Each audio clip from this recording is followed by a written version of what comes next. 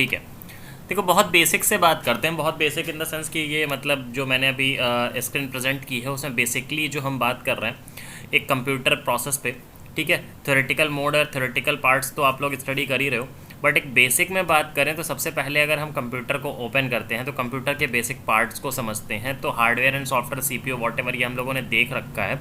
अभी हम लोग डिस्कशन करते हैं कि कंप्यूटर को जब हम ओपन करते हैं तो उसके सॉफ्टवेयर पार्ट कैसे प्रोसेस करते हैं, कैसे क्या क्या प्रोसेस होते हैं, क्या क्या उसके फंडामेंट्स होते हैं। तो जब भी आप कंप्यूटर को ओपन करते हो, जैसे ये मैंने कंप्यूटर ओपन किया हुआ है, तो ये कंप्यूटर का जो है विंडो पेज खुला हुआ है। विंडो पेज में इस पेज को बोलते हैं डेस्कटॉप, ठीक है। इस पेज को हम लोग कहते हैं डेस्कटॉप, ठीक है। नोट करने की ज़रूरत नहीं है, ये नहीं कि सारे लोग नोट करने के चक्कर में लग जाना, नोट करने की ज़रूरत नहीं है, हम रिकॉर्डिंग्स आपको दे देंगे, ठीक है। अगर नोट कर पा रहे हो मेरी स्पीड के साथ तो नोट कर लो, अच्छी बात है, फिर कोई दिक्कत नहीं है, ठीक है। तो जो ये फेस खुला हुआ है आपका, यहाँ पे एक फेस खुला है, एक पिक्चर आ रही होगी, एक फ़ोटो आ रहा होगा आपको। इस पूरे पिक्चर को, इस फेस को हम लोग कहते हैं डेस्कटॉप। जब भी कोई कंप्यूटर आप ओपन करते हो तो उसका जो फ्रंट स्क्रीन आता है उस स्क्रीन को कहा जाता है डेस्कटॉप मोड, ठीक है। वो डेस्कटॉप मोड कहलाता है। तो ये आपका डेस्कटॉप पूरा है। अब डेस्कटॉप के ऊपर ये कुछ फ़ोटोज़ मैंने लगाई हुई हैं, ये कुछ फ़ोटोज़ हैं। तो इन फ़ोटोज़ का मतलब ये नहीं है कि ये मतलब डेस्कटॉप के साथ ही मिली है क्या सर, नहीं, ऐसा कुछ नहीं है।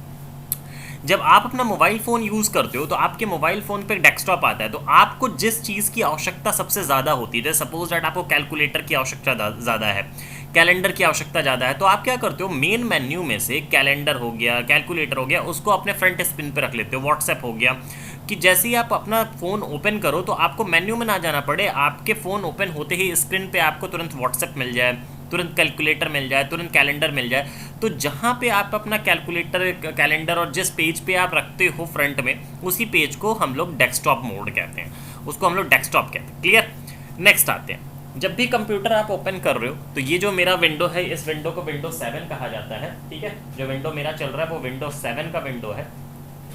इसी तरह से window 8, window 8.1, 9, 10 and then again आपका 11 जो लेटेस्ट वर्जन है, इस तरह के विंडोज़ हैं। सारे विंडो में ये देखो विंडो का सिंबल है। सारे विंडो में एक स्टार्ट कॉन्सेप्ट होता है, एक स्टार्ट का नोटिफिकेशन या स्टार्ट का पॉइंट होता है। तो यहाँ देखो ये स्टार्ट का पॉइंट है। जैसे हम इस पर क्लिक करते हैं ये हमारी प्रोग्राम फाइल्स खुल के आती हैं, कुछ ऑप्शंस खुल के आते हैं, ठीक।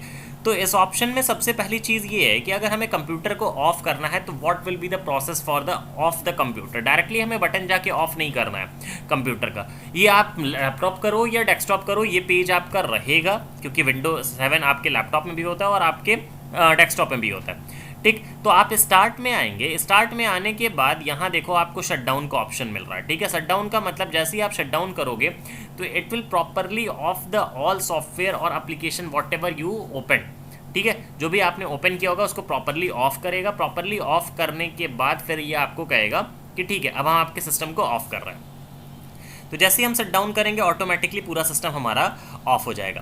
क्लियर। तो ये जो इतना कॉन्सेप्ट था ये तो शटडाउन का है कि जब भी आप सिस्टम ओपन करोगे, ऑन करने का क्या प्रोसेस है, डायरेक्टली आपने स्विच ऑन किया, सीपीयू ऑन किया।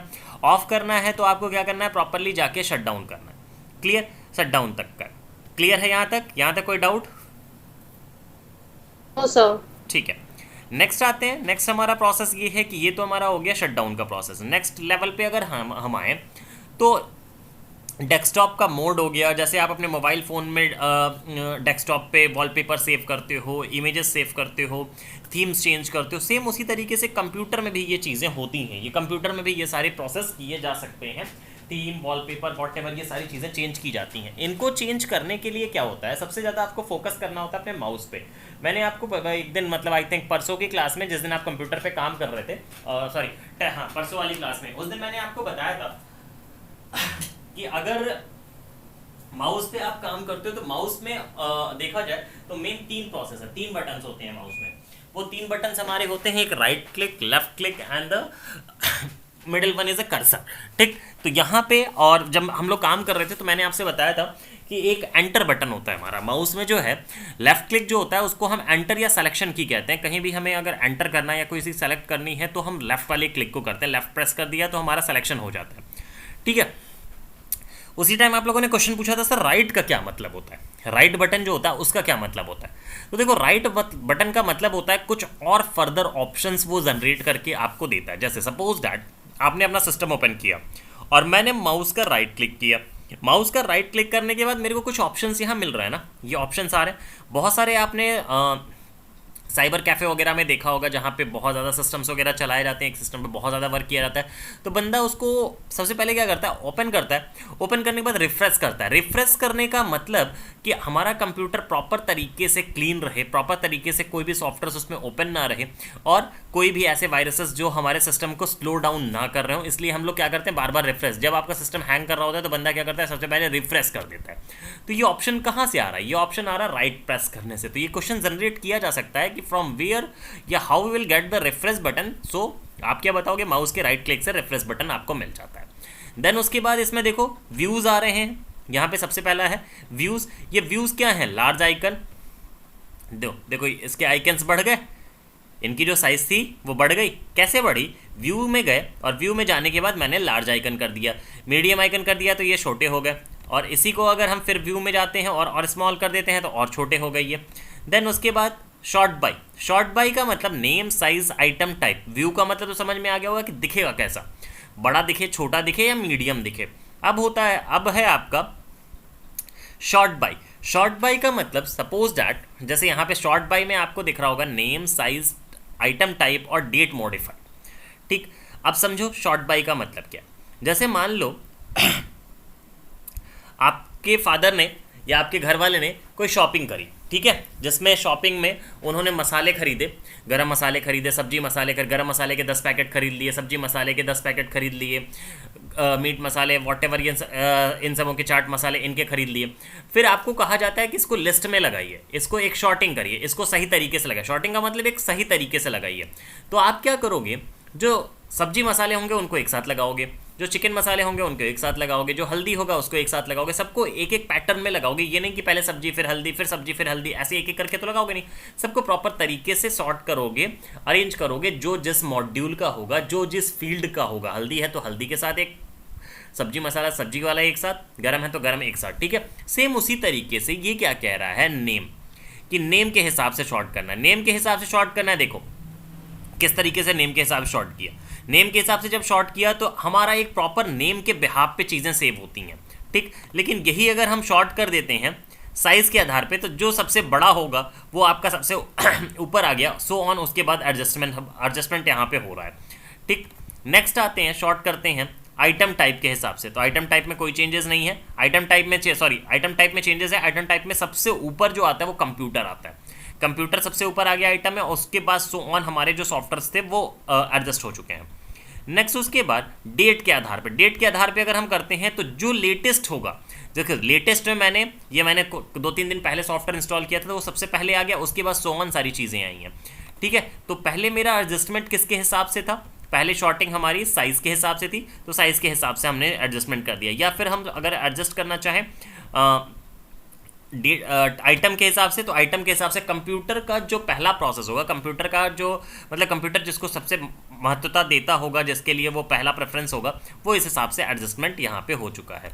तो जैसे ही राइट क्लिक करते हैं तो व्यू हमारा कॉन्सेप्ट क्लियर हो गया, शॉर्ट हमारा कॉन्सेप्ट क्लियर हो गया। रिफ्रेश किस लिए होता है कि हमारा सिस्टम स्लो डाउन हो रहा है, सही से नहीं चल रहा है, एक बार फिर से हमें रिफ्रेश का मतलब, जैसे सिंपल सी बात है यार, मान लो कोई बंदा अगर दौड़ रहा है या दिन भर काम कर रहा है, आप उसे थोड़े देर का इंटरवल देते हो, थोड़े देर के लिए उसे आराम देते हो, तो आराम करने का मतलब वो क्या, रिफ्रेश हो रहा है, मतलब रिलैक्स डाउन हो रहा है, रिलैक्स हो रहा है, ठीक है। तो रिफ्रेश का मतलब ये कि कंप्यूटर फिर से ऑटोमेटिकली स्टार्टिंग मोड से जनरेट हो रहा है, ऑटोमेटिकली जैसे ही आप रिफ्रेश कर रहे हो तो स्टार्टिंग जोन से ही फिर से वो काम करना शुरुआत कर रहा है। सारे सॉफ्टवेयर, सारे एप्लीकेशंस को वो स्लो डाउन, रोक दे रहा है, बंद कर रहा है, और फिर से स्टार्टिंग मोड से वो काम करना शुरू कर रहा है। इसी को हम रिफ्रेश कहते हैं, ठीक।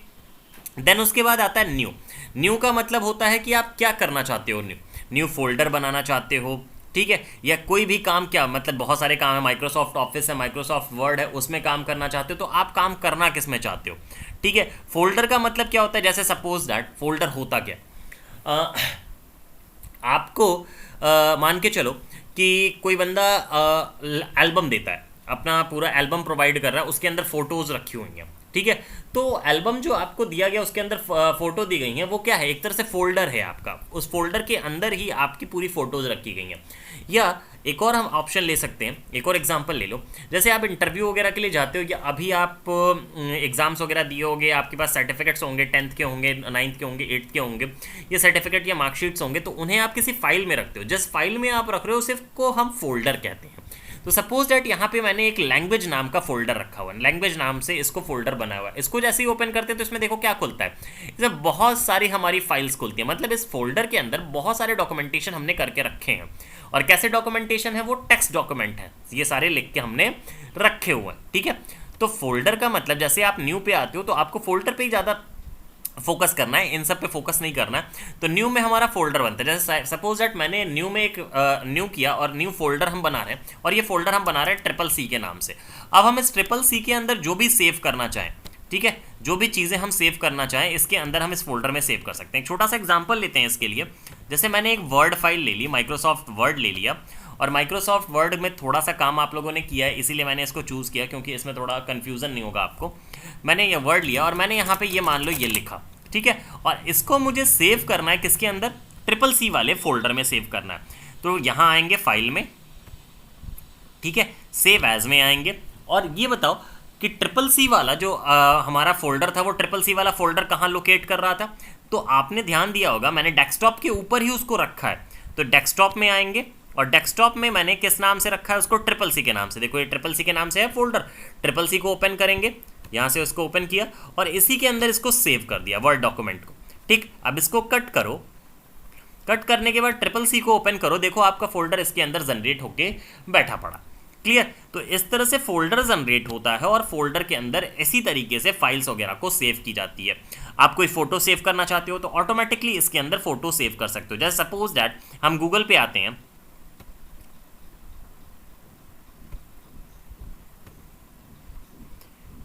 गूगल पे पहुंचे और यहाँ से मान लो मुझे एक फ़ोटो लेनी है, तो हम ले लेते हैं CCC फोटो।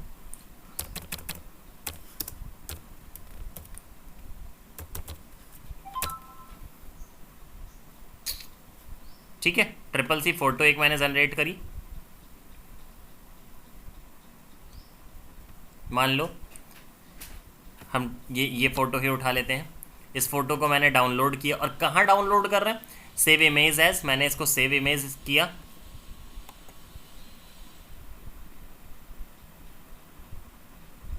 और ये पूछ रहा है कहाँ डाउनलोड होना है, तो मुझे कहाँ डाउनलोड करना है, CCC के अंदर। और CCC कहाँ पे है, ये याद रखो कि आपका फोल्डर है कहाँ पे। तो आपका CCC डेस्कटॉप पे है, डेस्कटॉप में कहाँ पे है, ये रहा, ठीक है, वहाँ पे ले जाके इसको सेव कर दीजिए। सेव हो गया। अब आप अपना इंटरनेट को यहाँ से क्लोज करो, इंटरनेट को मिनिमाइज़ किया मैंने। अब आते हैं CCC फोल्डर पे। CCC फोल्डर में आते हैं, ये फाइल मैंने सेव की थी, देखो ये फ़ोटो मेरी सेव हो गई। ठीक, तो किसी भी फोल्डर के अंदर कोई चीज़ सेव करनी है तो आपको ये याद रखना है कि आपका जो फोल्डर है वो कहाँ पे है, कहाँ लोकेट कर रहा है, डेस्कटॉप पे लोकेट कर रहा है या डाउनलोड में लोकेट कर रहा है, रिसेंट प्लेसेस में लोकेट कर रहा है, डॉक्यूमेंट्स में है, म्यूज़िक में है, पिक्चर में है, वीडियो में है, या कंप्यूटर के अंदर C ड्राइव में है, D ड्राइव में है, E ड्राइव में, कहाँ पे है आपका फोल्डर। फोल्डर जहाँ पे होगा, ठीक, जहाँ पे भी आपका फोल्डर होगा तो सेव करते टाइम आपको उस लोकेशन पे जाना होगा, फोल्डर के अंदर डबल क्लिक करके एंटर करना होगा, फिर जाके ओके कर दीजिए, सेव हो जाएगा। ठीक है, तो ये बेसिक चीज़ें हुई। ठीक है, मान लो आपको इस फोल्डर को डिलीट करना है, तो डिलीट करने के लिए शिफ्ट के साथ डिलीट प्रेस करिए और डिलीट कर दीजिए। ठीक है, शिफ्ट के साथ ही क्यों प्रेस करना है, शिफ्ट के साथ डिलीट इसलिए प्रेस करना है क्योंकि इससे क्या होगा कि आपका ये जो फोल्डर है या फाइल है वो परमानेंटली आपके लैपटॉप से डिलीट हो जाएगा। अगर शिफ्ट के साथ नहीं डिलीट करोगे तो वो आपके कंप्यूटर से टेम्प्रोरी डिलीट होगा, परमानेंट डिलीट नहीं होगा।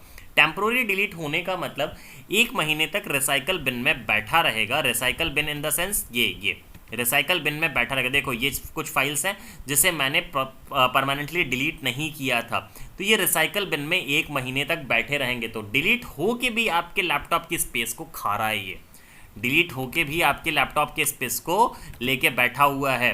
ठीक है, तो ऐसा डिलीट ही क्यों करना, मतलब ऐसे मेहमान को क्यों अपने घर से निकालना जो निकल के भी आपके घर में बैठा हुआ है, मतलब स्पेस लेके बैठा है ना। तो हमेशा डिलीट करने के लिए शिफ्ट के साथ ही डिलीट प्रेस करो, डायरेक्टली डिलीट प्रेस नहीं करना है। अगर आप चाहते हो कि 1 महीने बाद इस फाइल पे हमें और काम करना है और हमें अपने स्क्रीन पे उसे नहीं देखना, हमें हटा देना, तो फिर प्रॉपर डिलीट करो, आप सिंपल डिलीट प्रेस कर लो। लेकिन आप चाहते हो कि आपके लैपटॉप के मेमोरी में इसका कोई रोल नहीं होना चाहिए, मेमोरी में कहीं सेव नहीं होना चाहिए, तो शिफ्ट के साथ डिलीट प्रेस करके परमानेंटली उसे रिलीज कर दो। ओके, यहाँ तक आई थिंक चीज़ें क्लियर होंगी। नेक्स्ट आते हैं, न्यू तक क्लियर है। नेक्स्ट आते हैं स्क्रीन रिजोल्यूशन। स्क्रीन रिजोल्यूशन का मतलब ये होता है कि स्क्रीन की साइज़ क्या सेट करनी है, कितना रिजोल्व करना है उसको, क्या साइज़ आपके स्क्रीन की रहेगी। ठीक है, तो उसके लिए आप आओगे स्क्रीन रेजोल्यूशन पे। स्क्रीन रेजोल्यूशन पे आपको आके क्लिक करना है। क्लिक करने के बाद मेरा स्क्रीन का रेजोल्यूशन जो मैंने सेट किया है वो क्या सेट किया है, 1024 × 768। इस रेजोल्यूशन को कम ज़्यादा हम चाहें तो यहाँ से कम ज़्यादा कर सकते हैं। कैसे कम ज़्यादा करेंगे, मैंने मान लो इस स्क्रीन रेजोल्यूशन को बहुत लो कर दिया, अप्लाई करते हैं, ओके करते हैं, कीप चेंजेस। देखो स्क्रीन की साइज़ मेरी बढ़ गई, मतलब पहले से जो स्क्रीन दिख रहा था वैसा अब नहीं दिख रहा है, कुछ चीज़ें बड़ी बड़ी दिख रही हैं, मतलब स्क्रीन का जो साइज़ था, स्क्रीन की जो रेजोल्यूशन थी वो हमारी घट चुकी है। फिर से स्क्रीन रेजोल्यूशन पे हम आते हैं और उसको हम चेंज करते हैं और प्रॉपर हाई रेजोल्यूशन कर देते हैं, मतलब देखने में एक प्रॉपर लुक आएगा, बेटर लुक आएगा। ठीक, अप्लाई करते हैं, ओके करते हैं। अब हमारा स्क्रीन जो है प्रॉपर एक लुक दे रहा है। ठीक है, तो स्क्रीन रेजोल्यूशन का मतलब है कि स्क्रीन के मतलब एक तरह से देखा जाए तो स्क्रीन को कितना जूम कर रहे हो, जूम इन आउट कर रहे हो, ठीक है, स्क्रीन को कितना फैला रहे हो और स्क्रीन को कितना सिकोड़ रहे हो, this is called screen resolution. ये आपका स्क्रीन रेजोल्यूशन कहलाता है। क्लियर, स्क्रीन रेजोल्यूशन पे ही अगर आप आओ, सॉरी स्क्रीन रेजोल्यूशन पे नहीं, रहने दो, नेक्स्ट आ जाओ गैजेट्स पे। गैजेट्स पे जब आप आते हो तो गैजेट्स में यहाँ पे देखो बहुत सारी चीज़ें हैं, कैलेंडर है, क्लॉक है, सीपीयू मीटर है, देन उसके बाद करेंसी है, वेदर है, स्लाइड शो है, पिक्चर है, हेडलाइंस है, विंडो मीडिया। थोड़ा सा अपने मोबाइल फ़ोन से रिलेट करो। मोबाइल फ़ोन पे जब आप चलाते हो, मोबाइल फ़ोन का डेस्कटॉप लेते हो, मोबाइल फ़ोन का जो फ्रंट पेज होता है, तो उसमें बहुत सारे लोगों का शौक होता है कि मोबाइल फ़ोन निकाले हमें घड़ी दिख जाए, तो बड़ी सी एक क्लॉक लगा देते हो, उस पर कैलेंडर लगा देते हो, या कुछ मतलब इस तरह का नोटिफिकेशन पेज लगा देते हो जिससे आपको चीज़ें पता रहे। बहुत सारे लोग टेम्परेचर के लिए वेदर का लगा देते हैं कि उन्हें पता चलता रहता है हाँ कितना वेदर है, तो घड़ी के साथ ही वेदर लगा देते हैं। उसी तरीके से यहाँ पे भी कुछ ऑप्शंस आपको दे रहे हैं कि क्या आप अपने गैजेट्स में, मतलब डेस्कटॉप पे कैलेंडर लगाना चाहते हो, तो मैंने मान लो कैलेंडर को लगा दिया, यहाँ से लिया ये कैलेंडर लगा दिया। ठीक है, मैंने लिए यहाँ से घड़ी लगा दी, ठीक, मैंने यहाँ से लिया ये वेदर लगा दिया। ठीक है, तो ये सारी चीज़ें मेरी लग गई। ओके, ठीक, तो ये मेरे मतलब सो ऑन चीज़ें यहाँ पे लगी हुई हैं। मंडे का मतलब ये हो गया, ये मेरी घड़ी लग गई, ठीक, ये सारी चीज़ें यहाँ पे मेरी प्लेस हो गई। तो ये जो फंडामेंट्स है, ये फंडामेंट्स ये है कि आप गैजेट्स से जाके आपको अपने डेस्कटॉप पे जो चीज़ें प्रॉपरली, मतलब जो चीज़ें आपको सडनली देखनी है, चाहे टाइम देखना हो, चाहे आपको ये देखना हो कि आपके कैलेंडर का क्या है, मतलब कौन सा दिन है, तो सडनली के लिए आप गैजेट से जाके चीज़ों को चूज़ कर सकते हो। क्लियर, देन आते हैं पर्सनलाइज। पर्सनलाइज में आने के बाद यहाँ से सेट होता है कि क्या आपको अपना डेस्कटॉप का वॉलपेपर रखना है, क्या आपको थीम रखना है, ठीक है, कैसा रखना है, ये यहाँ से चीज़ें क्लियर होती हैं। तो आइए देखते हैं किस तरीके से। ठीक है, change desktop icon, desktop icon में आते हैं और ये मेरा मतलब डेस्कटॉप आइकन है। ठीक है, इसके बारे में भी रहने दो, अभी ये चीज़ें रहने दो, अभी डायरेक्टली आप यहाँ पे देखो, बिकॉज अभी पहली क्लासेस है, तो जिस तरह से ऑनलाइन क्लासेस हम बढ़ते चले जाएंगे तो फिर हम डिटेल में लेके जाएंगे, क्योंकि अभी कन्फ्यूज़न भी बहुत ज़्यादा हो रही होगी, क्योंकि पहली बार आप देख रहे हो इसको। जैसे ये है, ये एक डेस्कटॉप मैंने चूज़ किया, डेस्कटॉप बैकग्राउंड हमारा ये हो गया। अब उसके बाद डेस्कटॉप बैकग्राउंड के बाद सपोज डैट मैंने इसको कट किया, तो पहले आप देख रहे थे कि डेस्कटॉप का जो बैकग्राउंड था वो ब्लैक था, अब आप देख रहे हो डेस्कटॉप का एक बैकग्राउंड कलर में आ रहा है, कुछ विंडोज़ की फ़ोटोज़ के साथ आ रहा है। तो ये क्या है, आपका डेस्कटॉप का आइकन चेंज हो चुका है, मतलब सॉरी डेस्कटॉप का जो बैकग्राउंड है, वॉलपेपर है, वो चेंज हो चुका है। फिर से आपको चेंज करना है, फिर से आप पर्सनलाइज में आइए और आप कुछ और भी चेंज करना चाहो वो चेंज कर सकते हो। यहाँ से बहुत सारे चीज़ें हैं, बहुत सारे डेस्कटॉप आइकन्स आपको मिलेंगे, थीम्स मिलेंगे, आप यहाँ से चीज़ों को चेंज कर सकते हो। ठीक,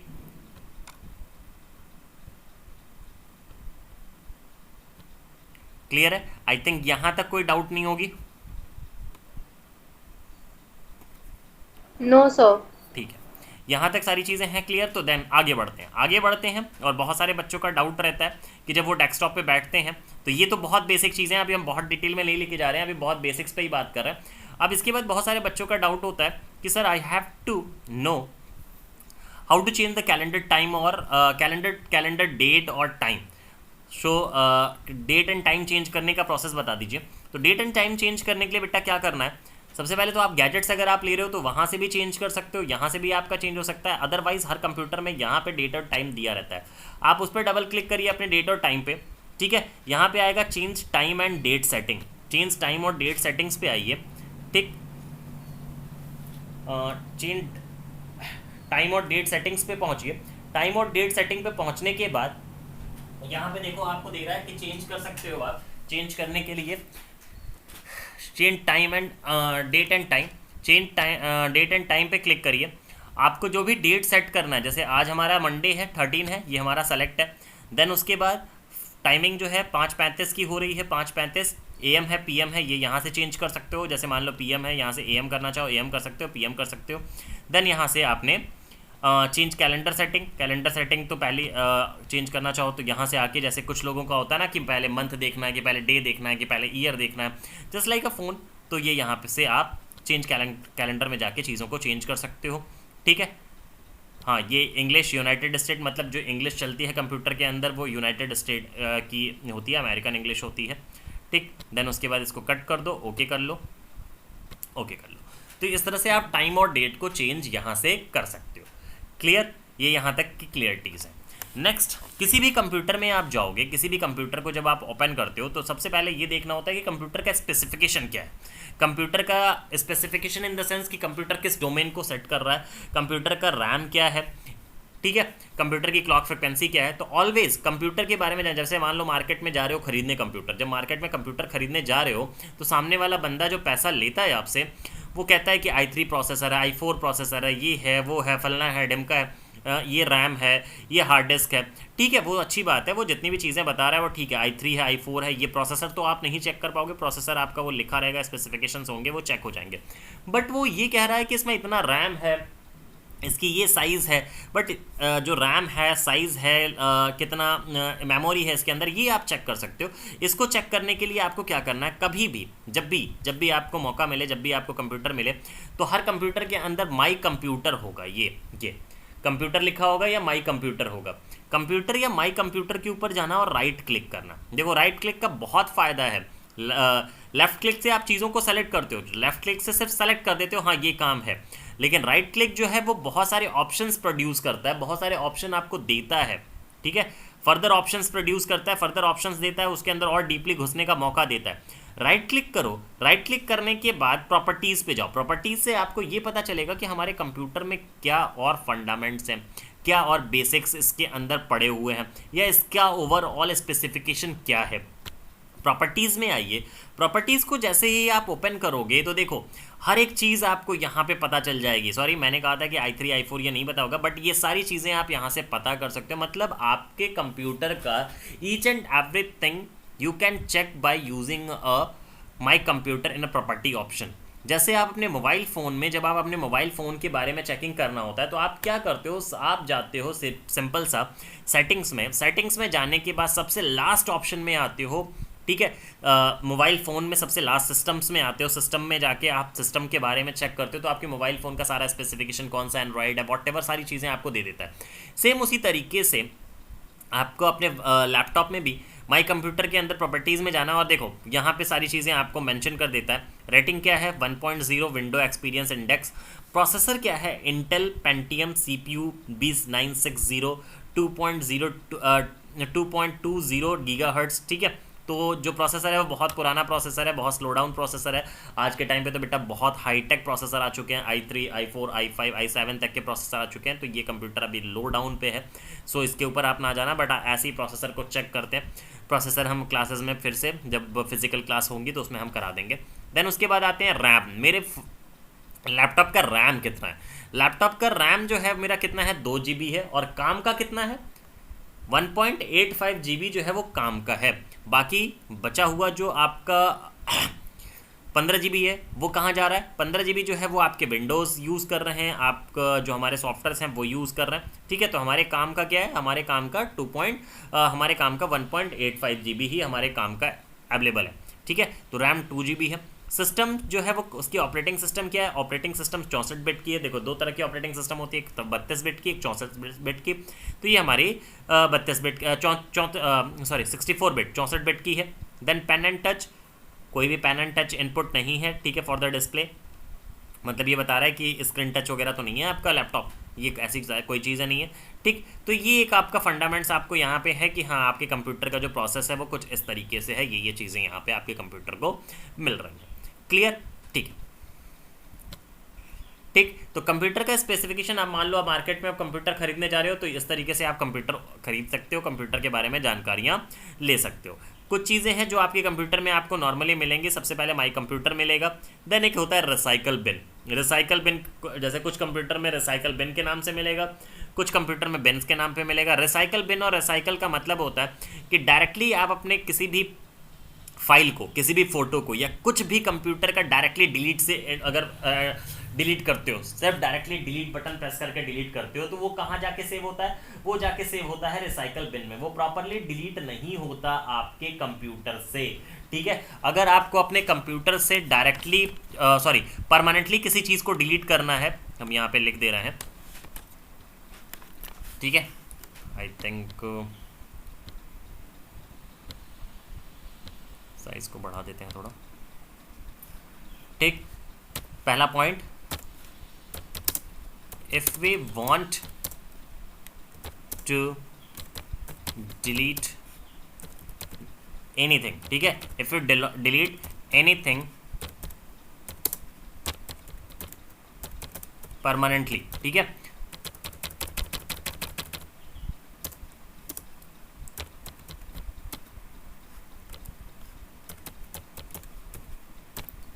अगर आप कोई भी चीज़ परमानेंटली डिलीट करना चाहते हो तो उसके लिए आपको क्या करना है, उसके लिए आपको शिफ्ट प्लस डिलीट का ऑप्शन प्रेस करना है, शिफ्ट के साथ डिलीट प्रेस करना है। बट अगर आप टेम्पोरली डिलीट करना चाहते हो, टेम्पोरली डिलीट करने का मतलब क्या है, ठीक है, टेम्पोरली डिलीट करने का मतलब ये है कि आप जो भी चीज़ें डिलीट कर रहे हो वो प्रॉपरली डिलीट नहीं हो रही, वो आपका कंप्यूटर कुछ दिनों के लिए सेव रखेगा। मतलब वो डिलीट नहीं हो रहा है, वो आपके फाइल से, मतलब आप जहाँ पे उसको रखे हुए हो, जिस फोल्डर में भी रखे हुए हो, जैसे सपोज दैट, एक एग्जांपल के तौर से पे ही समझा देते हैं आपको। जैसे सपोज दैट हम एक फाइल यहाँ से ओपन करते हैं लोकल डिस्क डी से,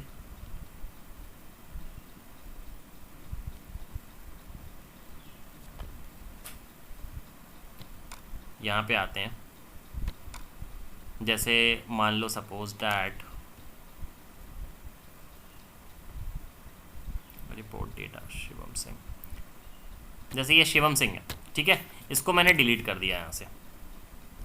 देखो पूछ रहा है ऊपर, are you sure you want to move this file into recycle bin, तो रिसाइकल बिन में ही जाना है, ठीक है। अब इसको कट करते हैं और फिर हम आते हैं यहाँ रिसाइकल बिन में। देखो शिवम सिंह यहाँ आ चुका है रिसाइकल बिन में, ठीक है। बट इसी को हम शिफ्ट प्लस डिलीट के साथ अगर हमने डिलीट किया होता तो ये रिसाइकल बिन में ना आके कहाँ गया होता, ये प्रॉपरली डिलीट हो चुका होता, ठीक है। आप इसको रिस्टोर कर लो, रिस्टोर करेंगे तो फिर ये फिर से वो वहीं पहुंच गया। जैसे मैंने इसको रिस्टोर किया तो रिस्टोर करने के बाद ये कहाँ पहुंच गया, जहाँ से हमने फाइल को उठाया था ये ऑटोमेटिकली वहीं पे पहुंच गया, ठीक है। फिर से शिवम सिंह वहीं पे आ गया, क्लियर, ठीक। तो अगर आप शिफ्ट के साथ डिलीट करते हो, शिफ्ट के साथ डिलीट करने का मतलब आपकी फ़ाइल परमानेंटली डिलीट हो जाती है। बट अगर आप टेम्पोररी डिलीट करना चाहते हैं तो टेम्पोररी डिलीट करने के लिए सिर्फ आपको डिलीट प्रेस करना है, डिलीट, ठीक है, डिलीट प्रेस करिए। डिलीट प्रेस करने का मतलब file will move in recycle bin, file जो है हमारी वो कहाँ चली जाती है, रिसाइकल बिन में, ठीक है। अगर आपको परमानेंटली डिलीट करना है तो परमानेंटली डिलीट करने का मतलब शिफ्ट के साथ डिलीट प्रेस करना होगा, ठीक है। तो ये मोड है हमारा डिलीट और टेम्पोररी और परमानेंटली डिलीट करने का, क्लियर। नेक्स्ट आते हैं,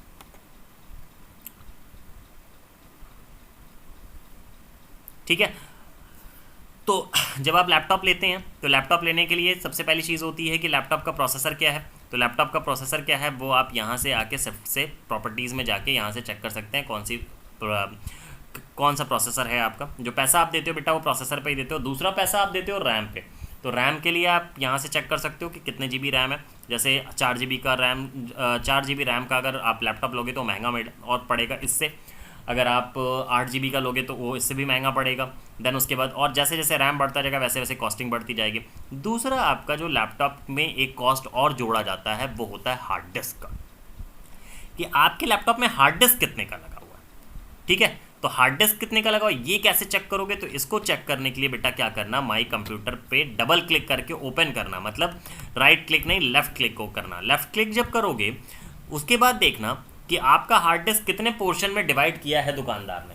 जो दुकानदार है वो आपके हार्ड डिस्क को कितने पोर्शन में डिवाइड किया। जैसे मैंने अपना हार्ड डिस्क 3 पोर्शन में डिवाइड किया, CDE, मतलब मैंने अपने हार्ड डिस्क में 3 घर बना दिए हैं। ज़रूरी नहीं आप एक घर भी बना सकते हो, आप 2 भी बना सकते हो, मैंने 3 बनाया हुआ है।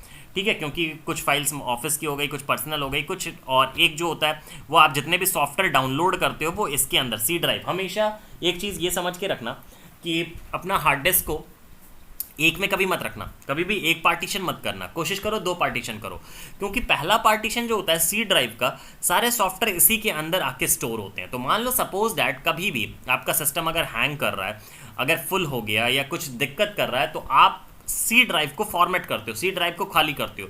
तो C ड्राइव में अगर कोई इंपॉर्टेंट फोटोज़ या इंपॉर्टेंट फाइल रखोगे तो वो भी तो आपका डिलीट हो जाएगा। तो कुछ इंपॉर्टेंट जो आपके पर्सनल इंपॉर्टेंट फोटोज़ हैं या फाइल्स हैं उनको आप यहाँ D ड्राइव में रखिए, और C ड्राइव हमेशा किस लिए रखो, अपने एप्लीकेशंस के लिए, अपने सॉफ्टवेयर्स के लिए। जो सॉफ्टवेयर्स और एप्लीकेशन आपके लैपटॉप में चल रहे हैं, कैलकुलेटर है, फंक्शनेबल है, या कोडिंग के लिए है, या कोई गेमिंग है, वो C ड्राइव में होगा। बाकी फाइल, फोटोज़, मूवी, पिक्चर, वो सारा D ड्राइव में रखो। E ड्राइव आपको एक और बनाना है तो बना लो, नहीं बनाना ना बनाओ, आपकी मर्जी वो। ठीक है, तो यहाँ पे हम ये देखते हैं, हमें ये कैलकुलेट करना है कि हमारा जो लैपटॉप है यहाँ पे उसके हार्ड डिस्क का कैलकुलेशन हम कैसे करेंगे, कि हमें उसने प्रॉपर हार्ड डिस्क दिया है कि नहीं दिया, जितना वो बोल रहा है क्या उतना हार्ड डिस्क उसने प्रोवाइड किया। तो यहाँ से आप कैलकुलेट कर लो। अगर आप कैलकुलेट करोगे तो मेरा जो हार्ड डिस्क है वो आपका अप्रॉक्स 500 GB का हार्ड डिस्क है। बहुत सारे लैपटॉप में अभी के टाइम पे जो हार्ड डिस्क आता है वो 1 TB का आता है। 1 TB का मतलब 1024 GB is equals to 1 TB। तो यहाँ अगर आप देख रहे हो तो मेरे पास कितना है, अगर प्रॉपरली आप देखो 104 GB यहाँ पे, 146 GB यहाँ पे और 214 यहाँ पे, अप्रॉक्स 500 GB का मेरे पास स्पेस अवेलेबल है। ठीक है, मतलब मेरा जो हार्ड डिस्क है वो 500 का है। तो ऐसा नहीं है कोई दुकानदार आपसे कहता है कि नहीं भैया हम आपको 1 TB का हार्ड डिस्क दे रहे हैं, और जब आप अंदर चेक कर रहे हो तो आपको ये दिखता है कि यार ये तो ऐसा है ही नहीं, ये तो हमको 500 GB का दे रहा है। तो आप उससे बहस कर सकते हो, ये बहस कर सकते हो कि हाँ आपने तो 1 TB का बोला था, आप मुझे 500 GB का दे रहे हो। ठीक है, तो ये एक मतलब कॉन्सेप्ट है जिससे आप चीज़ों को चेक कर सकते हो। ठीक है, तो मेनली अगर देखा जाए कंप्यूटर खरीदते टाइम क्या क्या फोकस करना है हमें, कंप्यूटर खरीदते टाइम अगर देखा जाए तो उसके प्रोसेसर पे फोकस करना है, जो प्रोसेसर आपको माई कंप्यूटर में जाके दिख जाता है। देन उसके बाद रैम को फोकस करना है, रैम भी आपको दिख जाता है। देन उसके बाद हार्ड डिस्क का पैसा लेता है कि हार्ड डिस्क हम इतना मेमोरी आपको दे रहे हैं, तो हार्ड डिस्क का कॉन्सेप्ट आपको दिख जाता है। तो ये 3 से 4 चीज़ें जो हैं आपको फोकस करनी होती हैं, चीज़ों को समझना होता है। आई थिंक यहाँ तक क्लियर है। सर ठीक है, तो यहीं तक रखो, क्योंकि मुझे लगता है कि सारे लोग जुड़े नहीं हैं। तो एटलीस्ट ये 30 मिनट का वीडियो पहले आप लोग देखो, समझो। ठीक है, देन उसके बाद फिर हम और 30-35 मिनट का ना होगा तो वीडियो बना के भेज देंगे, या कल जब फिजिकली जुड़ेंगे तो हम और भी मोटिवेट और चीज़ों को समझा देंगे कैसे ऐड ऑन होना है।